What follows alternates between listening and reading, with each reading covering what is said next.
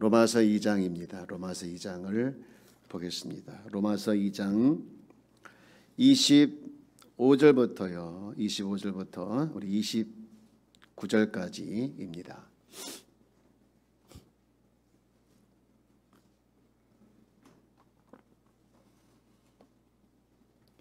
자, 우리 함께 합독합니다. 25절부터 29절까지 시작. 내가 율법을 행하면 할례가 유익하나 만일 율법을 범하면 내 할례가 무할례가 되느니라. 그런즉 무할례자가 율법의 규례를 지키면 그 무할례를 할례와 같이 여길 것이 아니냐. 또한 본래 무할례자가 율법을 온전히 지키면 율법 조문과 할례를 가지고 율법을 범하는 너를 정죄하지 아니하겠느냐. 무릇 표면적 유대인이 아니요 표면적 육신의 할례가 아니니라. 오직 이면적 유대인이며 할례는 마음에 할지니 영에 있고 율법 조문에 있지 아니한 것이라. 그 칭찬이 사람에게서가 아니요 다만 하나님에게서니라. 아멘. 아멘. 자, 우리 앞에 계시면 인사할까요? 하나님이 치료하십니다. 하나님이 반드시 치료하십니다. 여러분, 하나님의 치료하심을 믿습니까? 네. 예, 믿음은 역사를 일으키고 믿음은 기적을 일으키는데요. 샌델 교수라는 분이 계신데 그분이 이 돈으로 살 수 없는 것들이라는 책을 썼어요. 그 책에 보면 어느 한 회사가 소개되는데 텐진 사과 회사를 소개하고 있어요. 텐진 사과 회사. 이 사과는 우리가 먹는 사과를 말하는 것이 아니라 잘못했을 때 사과하죠. 사과. 잘못했을 때 사과했을 때 그 사과하는 회사야. 무슨 회사냐면 내가 누군가에게 잘못을 했어요. 그런데 그 잘못을 내가 하기는 껄끄럽고 그래서 그 사과를 대신해주는 회사예요. 대신해주는 회사. 말 잘하는 사람 그리고 감정이입이 아주 좋은 사람을 이제 보내줘서 그 사람이 할 사과를 대신 해주는 회사예요. 여러분, 이 회사 잘 됐을 것 같아요? 못 됐을 것 같아요? 모르겠습니다. 모르겠습니다. 어쨌든 그런 회사가 있는데 이게 과연 가능할까? 예, 그런데 여러분, 아무리 돈으로 못할 것이 없는 세상이라 할지라도 사과를 대신해 준다. 이것은 좀 뭔가 통하지 않는 것 같아요. 예, 통하지 않는 것 같고 여러분, 인터넷에는 이런 글이 있더라고요. 돈으로 살 수 없는 8가지 해가지고 쭉 몇 가지 나와 있는데 한 제가 두세 가지만 소개하면 돈으로 집은 살 수 있지만 가정은 살 수 없습니다. 돈으로 침대는 살 수 있지만 잠은 살 수 없습니다. 돈으로 책은 살 수 있지만 지식은 살 수 없습니다. 이렇게 쭉 몇 가지 소개하고 있더라고요. 여러분, 아무리 돈으로 못할 것이 없는 세상이라 할지라도 돈으로 살 수 없는 것들이 다 있는데요. 여러분, 이런 면에서 봤을 때 신앙도 마찬가지인 것 같아요. 신앙생활도 여러분 돈으로 절대로 살 수 없는 것이 신앙이고 돈으로 절대로 살 수 없는 것이 신앙생활인 줄 믿습니다. 여러분, 우리가 혹시 신앙생활하는 부분에서 내가 이 부분에 걸려있지 않은지 한번 생각해 봐야 되고 점검을 해봐야 되는데 내가 간구하고 또 기도하는 것 중에서 온통 이 돈으로 살 수 있는 것이라고 하면 우리의 신앙은 아직 어리다 이렇게 볼 수 있고요. 반대로 내가 구하고 간구하는 것이 돈으로 추구할 수 없는 것으로 확장돼 있다고 하면 그만큼 그 사람은 신앙이 성숙하다 또 성숙해지고 있다라고 할 수 있는 것이죠. 여러분, 그런 의미에서 봤을 때 신앙생활은 돈으로 살 수 없는 것이다 이렇게 볼 수 있는데요. 여러분, 하나님께서 우리에게 많은 것들을 보면 하지 마라 또 반대로 하라 이런 것들이 있습니다. 여러분, 그 많은 것들 중에서 하지 마라 하라 이것을 압축해서 나온 것이 뭘까요? 나온 것이 뭐냐? 바로 그겁니다. 내 마음을 다오. 저를 한번 따라서 볼까요? 내 마음을 다오. 오늘 말씀의 제목이 마음을 원하시는 하나님이거든요. 마음을 원하시는 하나님. 여러분, 마음을 주고 받는 것이 신앙생활입니다. 여러분, 신앙생활은 돈으로 주고받는 것이 아니라 마음을 주고받는 것이죠. 여러분, 하나님은 우리에게 정말로 소중하게, 너무 소중하게 마음으로 다가올 때가 한두 번이 아닌데, 여러분, 그 마음을 알고 그 하나님과 교제하는 것이 우리의 신앙생활인데, 마음으로 다가올 때마다 우리 주님께서 우리에게 요구하는 것이 있어요. 내가 너희한테 마음을 가고 있는데 너도 나에게 마음을 줘라 라는 것이죠. 자, 우리 한번 저를 따라서 볼까? 마음을 하나님께 드립시다. 마음을 하나님께 드리기를 주여 여러분 축복합니다. 여러분, 내가 정말 마음을 다해서 누군가를 섬기고 누군가를 대했는데 그 사람이 오히려 나에게 상처를 준 경험이 있나요? 아마 그러신 분도 있을지 모르겠어요. 내가 진짜 마음을 다해서 인간적으로 최선을 다해서 그를 섬겨주고 최선을 다해서 도와주고 그랬는데 어느 순간 그한테 상처를 받았던 적이 있을지 몰라요. 여러분, 하나님 앞에서 우리가 그런 모습을 가지고 있을 때가 있어요. 내가 필요한 문제가 있어서, 내가 어떤 기도 제목이 있어서 하나님 앞에 나와가지고 기도하죠. 하나님, 저 이 문제를 꼭 해결해 주셔야 합니다. 정말 해결해 주셔야 합니다. 그 기도가 너무 절박하고 너무나도 긴급해서 하나님께서 그 기도를 들어주셨어요. 그런데 문제는 뭐냐? 그 다음에 하나님께서 정말 간절하게 기도하고 절박하게 그 기도하는 그 마음을 보시고 하나님께서 마음을 다해서 응답해 주셨단 말이에요. 그런데 그 다음에 응답받은 이 사람이 더 이상 하나님과의 관계를 갖지 않는다고 하면, 여러분, 하나님은 얼마나 상처를 받겠습니까? 내가 마음을 다해서 저 사람의 기도를 응답해 줬는데 더 이상 끝나버리면, 응답받았다고 끝나버리면 얼마나 하나님께서 상처를 받겠냐 이 말이죠. 여러분, 오늘 우리는 꼭 기억할 것이, 여러분의 신앙생활의 동기가 이거였으면 좋겠어요. 하나님께서 가지고 있는 무엇을 얻기 위해서, 무엇을 가지기 위해서 신앙생활은 동기가 아니라, 여러분, 정말로 우리의 신앙생활의 동기는 그분이 가지고 있는 것이 중요한 것이 아니라 그분 자체가 중요하기 때문에, 그분 자체와의 관계를 위해서 여러분 신앙생활하는 동기가 되어지기를 주여 여러분 축복합니다. 여러분, 성경 한번 찾아볼까요? 여러분, 시편 105편 3절 말씀에 보면 이런 말씀이 나오고 있어요. 3절 4절 말씀에 보면, 그의 거룩한 이름을 자랑하라. 여호와를 구하는 자들은 뭐가 즐거울지라? 마음이 즐거울지라. 왜 그렇습니까? 4절에 이렇게 말하고 있어요. 시작. 여호와와 그의 능력을 구할지어다. 그의 얼굴을 항상 구할지어다. 여러분, 우리 하나님께 구할 것은 무엇을 구하라고 말씀하고 있죠? 맞으면 그의 얼굴을 언제나 항상 구하라. 왜 얼굴을 구하는 것이 그분이 가지고 있는 모든 것을 구하는 것이고 그분의 능력을 다 구하는 것이기 때문에, 우리는 그분이 손에 가지고 있는, 쥐고 있는 어떤 것에 우리가 집중해서 구하는 것에 머물러 있으면, 여러분, 너무 우리는 그런, 어떻게 보면 다른 종교인과 똑같이 될 수 있는 것이죠. 여러분, 살아계신 하나님, 어제도 살아계셨고 오늘도 살아계시고 내일도 살아 역사하시는 그분의 얼굴을 항상 구하는 귀한 성도가 되어지길 주여 여러분 축복합니다. 오늘 유대인들이 그러지 못한 것에 대해서 주님은 책망하셔서 오늘 말씀했는데, 우리 본문 다시 한번 볼까요? 부르 28절 말씀부터 29절 말씀을 한번 볼까요? 자, 우리 이 부분을 한번 같이 읽어봅시다. 시작. 무릇 표면적 유대인이 아니요 표면적 육신의 할례가 아니라 오직 이면적 유대인이며 할례는 마음에 할지니 영에 있고 율법 전문에 있지 아니한 것이라. 그 칭찬이 사람에게서가 아니요 다만 하나님에게서니라. 아멘.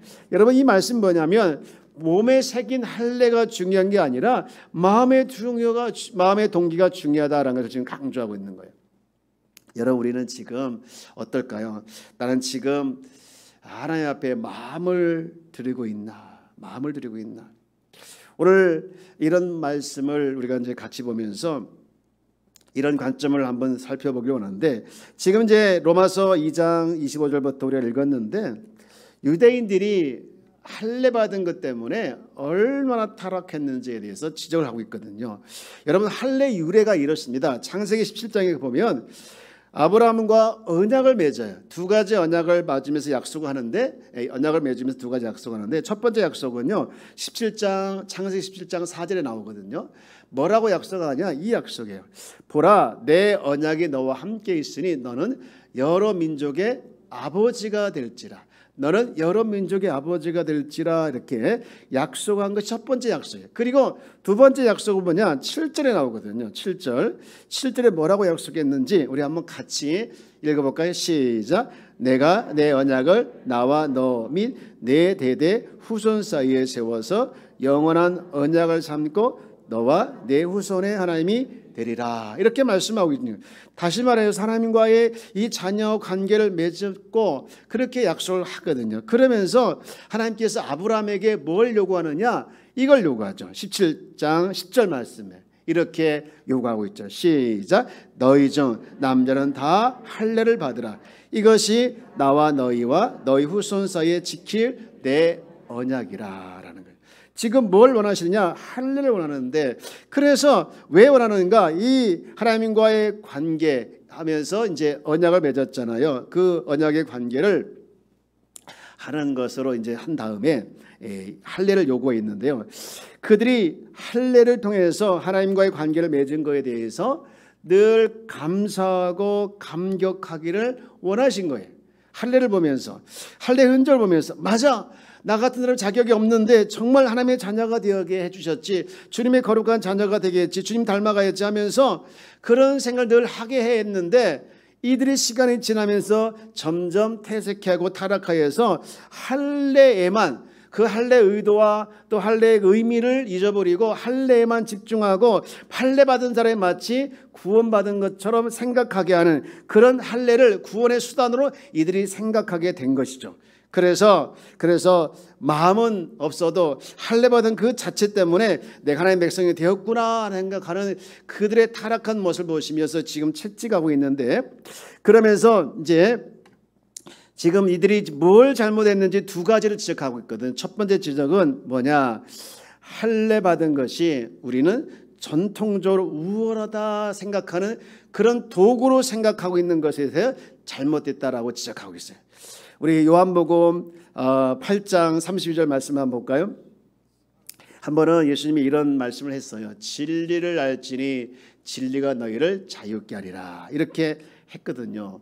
그러니까 이 말을 듣고 유대인들이 뭐라고 반응하냐?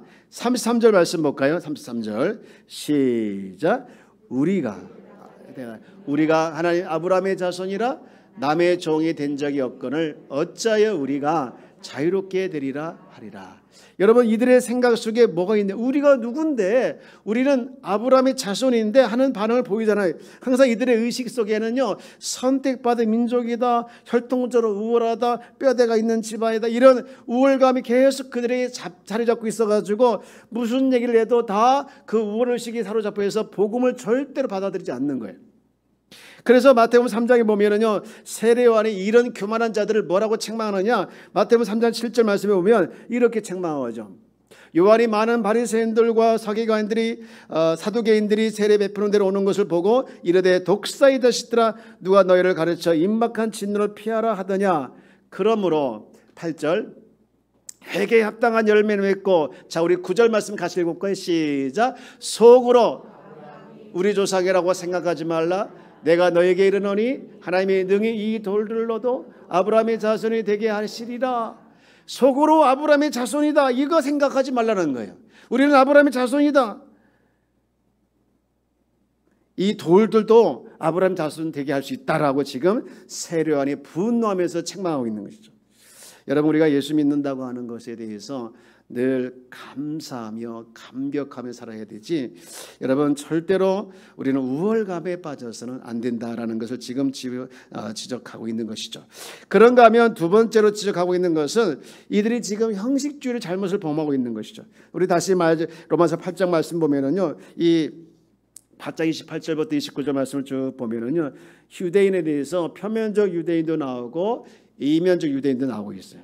이면적 유대인이라는 것은 정말 마음속 깊은 곳에서부터 하나님을 사랑하고 순종하는 사람들이에요. 그런데 표면적 유대인은 뭐냐? 외모에 집중하는 거예요. 정말 가증스럽죠. 이들이 지금 그냥 원래 정신을 잃어버리고 그냥 형식만 강조하는 그들에 대해서 지금 지적하고 있는데요. 우리는 어떤가? 우리는 정말 이제 물세례를 받고 하나님 자녀가 된 것에 대해서 감사하지만 우리가 이 세례 받은 거에 대해서 우리가 늘 감사하는 거 잊지 말아야 되는데, 오늘 말씀에 보면은요, 우리도 의도치 않게 형식주의나 또 우월주의에 빠질 수 있다라는 것을 말씀하고 있으면서 우리는 늘 형식주의나 우월주의 빠지지 않도록 늘 점검해야 된다. 뭘 점검해야 되냐? 여러분 잘 한번 따라서 볼까요? 형식주의에 빠지지 말자. 여러분 우리가 형식주의에 빠지기 쉬운 세 가지가 있어요. 첫 번째가 뭐냐? 첫 번째는 예배입니다. 예배. 여러분 우리는 예배 드리는데 형식적으로 예배 드리면 굉장히 여러분 위험합니다. 요한복음 4장 24절 말씀해 보면 하나님이 영이시니 예배하는 자가 영과 진리로 예배할지니라 라고 했어요. 예배하는 자는 영과 진리로 예배할지라 라고 했어요. 얼마 전에 한번 얘기했던 적이 있는데, 오래전에 제가 이 잠실 종합운동장에 조용필 콘서트 갔다 왔던 적 있었거든요. 제가 이제 표를 산 것이 아니라 어느 제자가 주어서 갔다 왔는데, 알고 보니까 저 말고 다른 교수도 거기 왔더라고요. 근데 거기 있는 사람들이 얼마나 그 조용필을 좋아하고 사랑하는지. 조용필 노래 중에 뭐가 있죠? 대표적인 노래. 그 언젠가 나를 위해 꽃다발을 전해주던, 네? 단발머리. 예. 뭐 그런 거 하면서 엄마야 하면서 오빠 하고 막 소리 지르는데, 여러분 2시간 거의 하는데요, 한 사람도 앉지 않고 그냥 일어서가지고 힘들지도 않은지 그냥 떼창을 부르면서 노래하는데 제가 기절할 줄 알았어요. 정말 기절해서 넘어진 줄 알았는데요, 제가 그 모습을 보면서 한 가지 깨달은 게 있는데, 뭐냐, 이게 예배다 생각했어요. 이게 예배다. 여러분 그들은요 절대로 다른 사람에게 마음을 뺏기지 않고 오직 누구만 바라보고 노래를 부르겠습니까? 오직 조씨만 바라보고 있는, 조씨만 바라보면서. 여러분 비하인드 스토리가 있는데요, 사모님이 옛날에 조용필 팬클럽 회장했대요. 예. 저 양반도 조씨를 되게 좋아해. 조씨만 바라보면서 그냥 떼창을 부르면서 그 언젠가라 뭐 부르고 있는데, 제가요 거기서 기절한 줄 알았는데요, 사실은 그 모습을 보면서 그 한 사람 쳐다보면서 온통 이렇게 노래 부르고 줄 거는 모습 속에서 제가 뭘 발견했는가? 예배는 이렇게 드리는 것이다 생각했어요. 여러분 우리가 정말 마음을 다해서 우리 다른 데 마음을 뺏기지 않고, 우리 아까 그런 기도 했지 않습니까? 하나님, 내가 이 예배 드릴 때 다른 데 마음을 뺏기지 않고 오직 하나님께 마음을 향하여 예배 드리를 원합니다. 그렇게 기도했지 않습니까? 여러분 예배는 그렇게 드려야 될 줄 믿습니다. 우리는 항상 예배 드릴 때 다른 데 마음을 뺏기지 않고 항상 아버지 앞에 예배 드리는 마음을 가지고 나가는 것이 우리가 정말 중요한 자세인데요, 예배가 살아있는 사람은 형식주의에 빠지지 않고 오직 이 예배를 받으시기 합당하신 그 예배 대상자 되신 하나님 앞에 마음을 다하고 힘을 다하여 예배드리는 자인 줄 믿습니다. 그런가 하면 두 번째로 형식주의에 빠지지 않기 위해서는요, 뭘 또 점검해야 되느냐? 2가지 중에 하나가 바로 헌금을 줘야 돼요. 헌금을 여러분 한번 점검해 봐야 되는데, 제가 교회를 개척하고 몇 가지 원칙을 세웠는데, 첫 번째 원칙이 헌금방울이를 돌리지 않는 거였어요. 헌금방울이. 이 헌금방울이 돌리다 보면요, 이게 헌금방울이 내 앞에 오면 눈치를 보면서 헌금할 때가 있어요. 여러분, 하나님 앞에 헌금할 때 눈치 보면 헌금하는 것은 옳지 않습니다. 그래서 눈치 보면서 억지로 그냥 이렇게 지갑 꺼내가지고 1,000원짜리 들려고 했는데 10,000원짜리 걸려가지고 다시 집어넣고 다시 또 꺼냈는데 5,000원짜리 걸려가지고 어쩔 수 없이 5,000원짜리 들면 그거 하나님께서 받으시겠습니까? 예. 그렇잖아요. 그러니까 억지로 헌금하지 않기 위해서 헌금벌이 안 뚫리는 거예요. 제가 첫 번째 원칙 그거였고요. 두 번째 원칙은 뭐냐? 헌금을 절대로 강요하지 않는다. 모르겠습니다. 여러분, 제가 혹시라도 헌금을 강요했던 적이 있는지 모르겠지만 그런 적이 있었던 거예요. 좀 후원 좀 해주세요. 뭐 이런 것들은 제가 했었던 것 같은데 헌금하십시오 이렇게 강요를 하지 않았던 것 같아요. 제가 두 번째 원칙은 그건데, 여러분 요즘 사람들 얼마나 똑똑합니까? 뭐 강요한다고 해서 내는 것도 아니고, 강요하지 않는다고 해서 낼 사람이 안 내는 것도 아니고, 하나님의 은혜가 폭발같이 임하면, 강같이 임하면 헌금하지 말라고 해도 헌금하게 될 줄 믿습니다. 저는 나라 여러분들이 최선을 다해서 정말 정성을 다해서 없는 가운데 여러분 헌금하고 있는 줄 믿습니다. 오늘 제가 이렇게 성가대 가운 헌금을 보면서 정말 감동을 받았는데 하나님께서 기뻐 받아주실 줄 믿습니다. 예. 여러분, 그래서 여러분, 그럼에도 불구하고 우리가 알아야 할 것이 하나 있는데, 하나님은요 우리의 돈을, 내가 가지고 있는 돈을 못 뺏어가서 정말 견딜 수 없는 그런 분이 아니십니다. 어떻게든 뺏어가려고 하는 그런 하나님이 아니라는 거예요. 여러분, 우리 하나님 앞에 헌금할 때 우리가 인색함으로나 또 억지로 하지 마시고 자원하는 마음으로, 기쁜 마음으로 주신 은혜를 기억하면서 감사한 마음으로 여러분 눈치 보지 않고 드리시길 주 여러분 축복합니다. 내가 그래도 뭔데, 직책이 뭔데 하면서 이 정도는 해야지, 그런 형식을 내려놓고 내 하나님께서 주신 은혜를 기억하면서 하나님 앞에 드리는 그런 성도가 되어지길 주 여러분 축복합니다. 그런가 하면 마지막으로 내가 정말 형식주의 그 신앙생활을 하고 있는지를 우리가 점검하기 위해서는요, 내가 하나님의 말씀을 내가 지금 묵상하고 살아가고 있는지를 점검하고 있는 거예요. 여러분, 히브리서 3장 1절 말씀 한번 읽어볼까요? 3장 1절 말씀을 보면 끝에 보면 이렇게 말하고 있죠. 히브리서 3장, 그러므로 함께 하늘에 부르심을 받은 거룩한 형제들아, 우리가 믿는 도리의 사도이며 대제사장이신 예수를 깊이 생각하라 그랬어요. 깊이 생각. 그리고 히브리서 12장 2절 말씀에 보면 이렇게 또 말씀하고 있죠. 믿음의 주여 또 온전케 하신 예수를 바라보자. 예수를 바라보자. 우리 옆에 계신 인사합시다. 예수를 바라봅시다. 예. 우리와 늘 함께 하시고 우리 좋은 것 주시길 원하시는 그 예수를 바라보길 주 여러분 축복합니다. 나의 시선이 늘 주님께 있는지, 나의 시선이 주님께 있지 않는지, 여러분, 나의 시선이 늘 주님께 있고 주님과 이 교제가 있는 사람은요 절대로 신앙이 변질되지 않아요. 그러나 정말 이 하나님의 말씀을 묵상하고 주님을 바라보면서 주님과의 이 교제가 있지 않는 사람은 언제든지 변질될 수 있어요. 그러므로 하루에 단 10분이라도 시간을 내서 하나님을 묵상하고 말씀을 묵상하는 것을 절대로 놓치지 않기를 주의 여러분 축복합니다. 이 좋은 예가 하나 있는데, 말씀 이사야 40장 말씀 볼까요? 40장 30절 말씀에 보면 이런 말씀을 하고 있어요. 소년이라도 피곤하며 곤비하며 장정이라도 넘어지며 쓰러지되, 소년도 피곤하고 장정도 피곤해 쓰러질 수 있다는 것이죠. 그런데 31절 말씀에 보면 이렇게 기가 막힌 말씀하고 있죠. 시작. 오직 여호와를 앙망하는 자는 샘을 얻으리니 독수리가 날같이며 올라갈 같으시오. 다른 별처라도 곤비하지 아니하겠고 걸어가도 피곤하지 아니하리라. 아멘. 사람들은 다 피곤해. 여러분, 여기 계신 분 안 피곤하신 분 한 분도 없어요. 우리 딸내미가 아까 와가지고 어떻게 일이 좀 있어가지고 좀 일찍 왔대요. 교회 일찍 왔다 하면서 7시쯤에 왔는데 7시부터 와가지고 여기 연습 8시까지 할 때까지 제가 한 10번 들은 말이 있어요. 10번. 무슨 말 듣는지 아십니까? 피곤해. 그렇게 되게 피곤하다고 하더라고요. 피곤한 것 같아요. 얼굴 들어오게 보니까 반쪽이에요. 되게 안쓰러워요. 이따 집에 가가지고 제가 이제 고구마 구워서 줘야 할 것 같아요.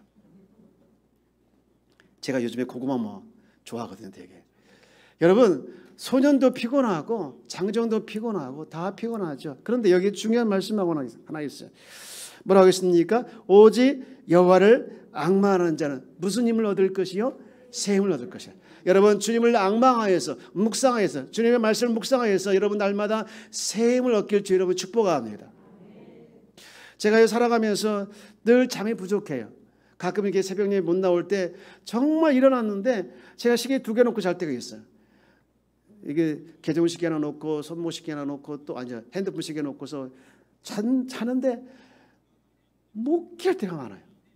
너무 피곤할 때가 많이 있는데 잠이 부족해요. 하루에 최소한 6시간 7시간 자야 되는데 뭐 저거 6시간 7시간 잔 적이 없어요.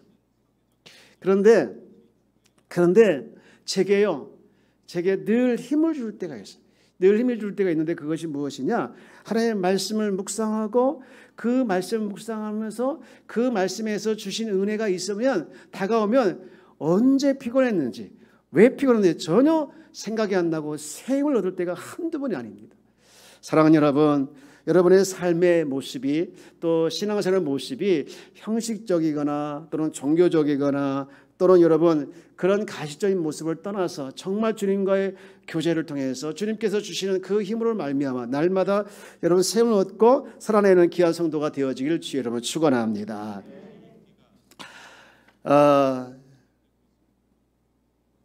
이제 말씀을 마치고자 합니다. 여러분 우리는 형식적인 그리스도인이 아니라 그래서 형식적인 행위를 통해서 내가 신앙생활하는 것처럼 보여주는 그리스도인이 아니라 우리는 주님이 나를 구원해 주셨고 나를 하나님 자녀로 삼아 주셨고 그리고 내가 그 은혜 때문에 살아가는 그 구속의 은혜를 기억하면서 여러분 그 구속의 은혜 때문에 감사하면서 주님과 교제를 통해서 새 힘을 얻고 날마다 살아내는 귀한 성도가 되어지길 주의 이름으로 축복합니다. 기도하겠습니다.